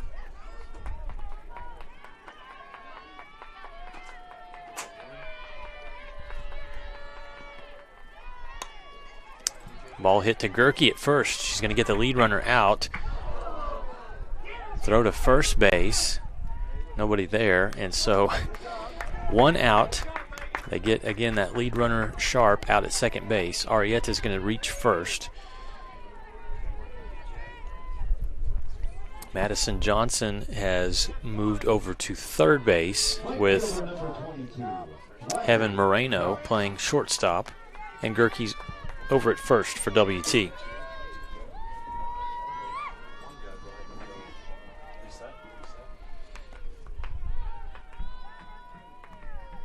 And next up is Riley Crouch.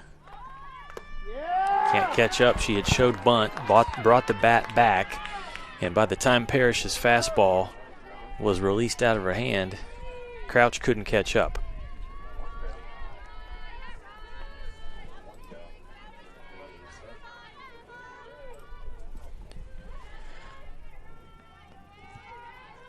Crouch does have a hit today, 1 for 2, a strikeout also. Doesn't chase the fastball up high. Crouch started her first plate appearance with a strikeout and then singled in the 3rd inning. On the season, still great numbers for Crouch, hitting .455 with 4 home runs, 3 of those coming in the first game today in the loss against Eastern New Mexico. Parrish, good off speed. She's so good with the heat. I mean, she can throw the ball harder than a lot of pitchers that you see. But that pitch right there, that's one that if she can add to her arsenal and get the off-speed throws, she's going to be very difficult to hit against. Count 1 and 2. 1 out, runner on first. Strikeout, Emma Parrish sits down Crouch, which has not been easy to do today.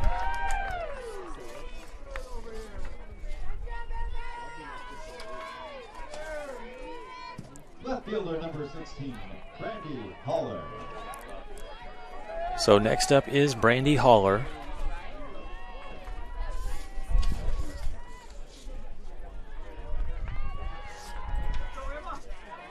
Who was 0 for 2 in this game. Had a home run in game 1. She'll stay off that pitch.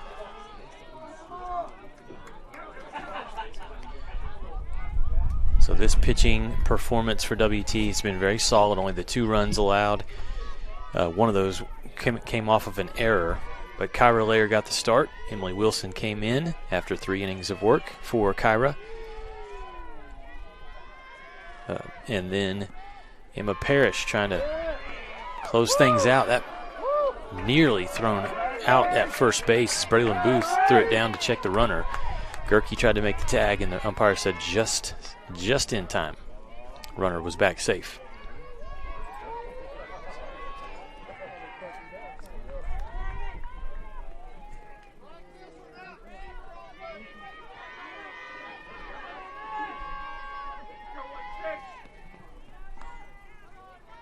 So it's 1-6 against 1-6. Parrish against Haller. Fouled back. Nobody can get to it.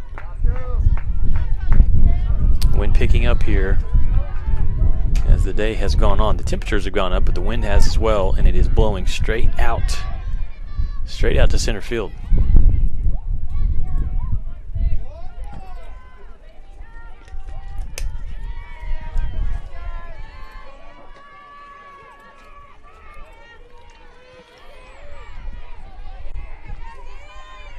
One ball, 2 strikes. Parrish trying to deliver in the clutch. She did it last night for WT in the circle. Wind up delivery, fouled off.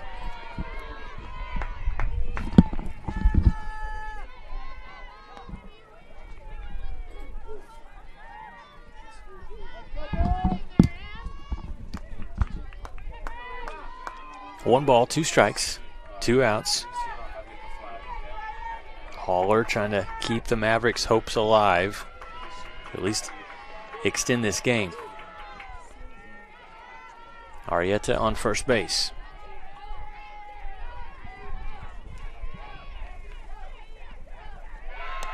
Fouled off again.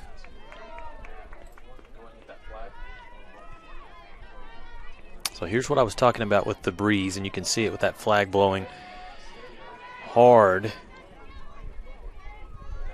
Maybe has a little bit of something to do with the fact that we have had so many home runs through the first 2 games. Staying tough in the box right now.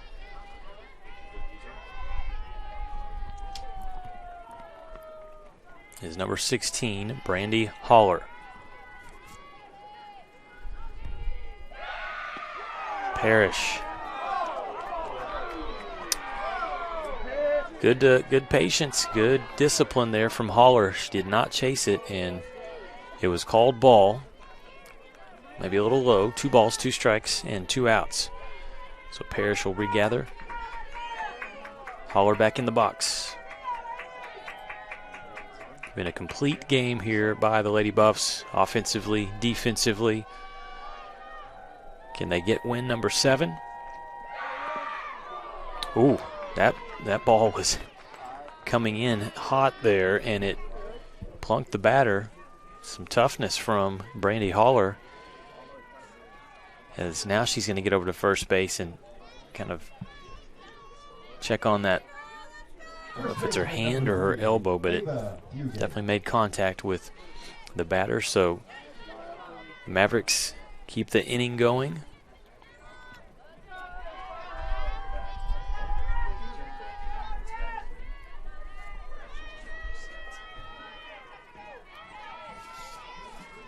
And it sends up to the plate Ava Fugate.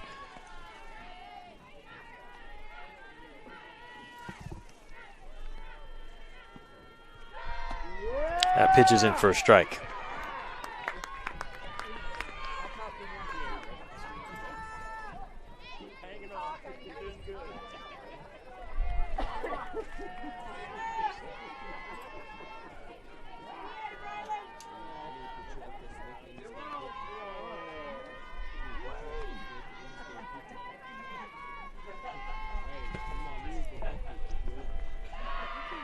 A little low. Good job blocking that ball there by WT's catcher, Braylon Booth.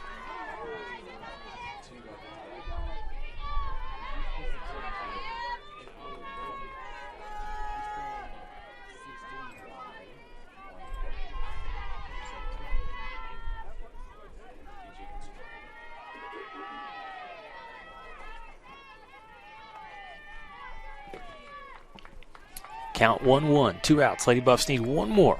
Leading by 9. Parrish. The ball will drop for a base hit, and Arietta is going to come around and score. 11-3. Nice job by Fugate, her first hit of the game. Third baseman number 2, Michaela Westmoreland. Here in the bottom of the 5th inning, again, if you're watching this and you're wondering why are we in the bottom, it's Colorado Mesa. They're not the visitors; they're the home team in this game. So Michael Mook will come out, have a chat with his infield here, with the score 11-3.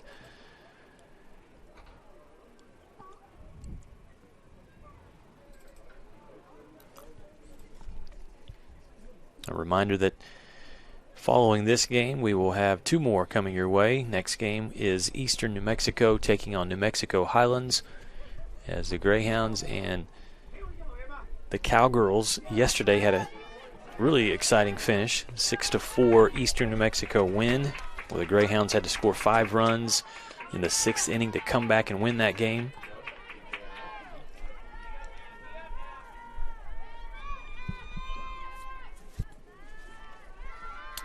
Next batter up here is Michaela Westmoreland.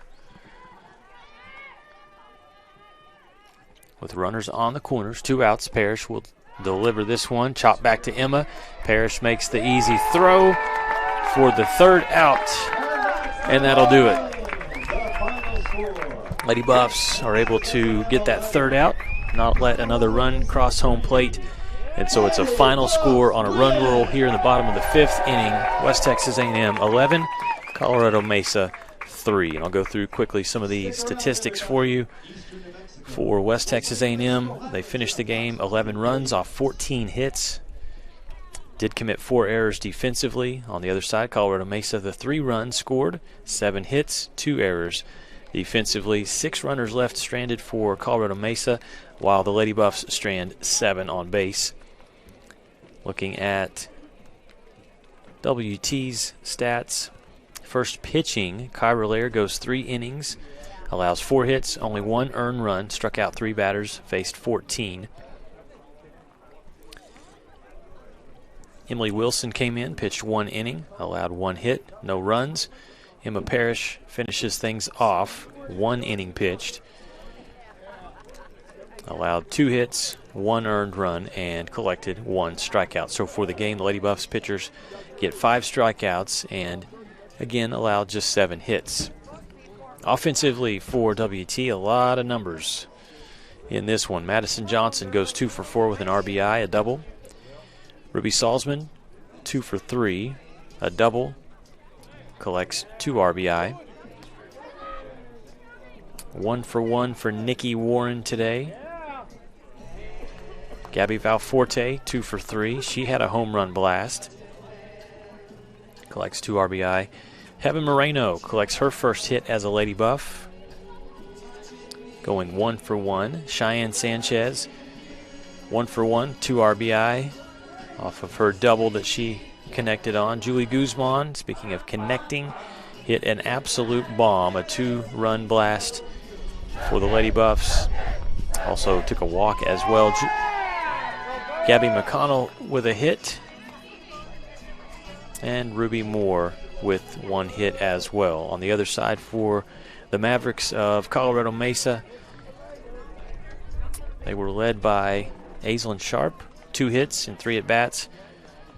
2 hits for Westmoreland. Only RBI today came from Ava Fugate. She went 1 for 3 with an RBI.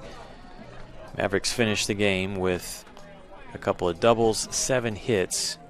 Pitching,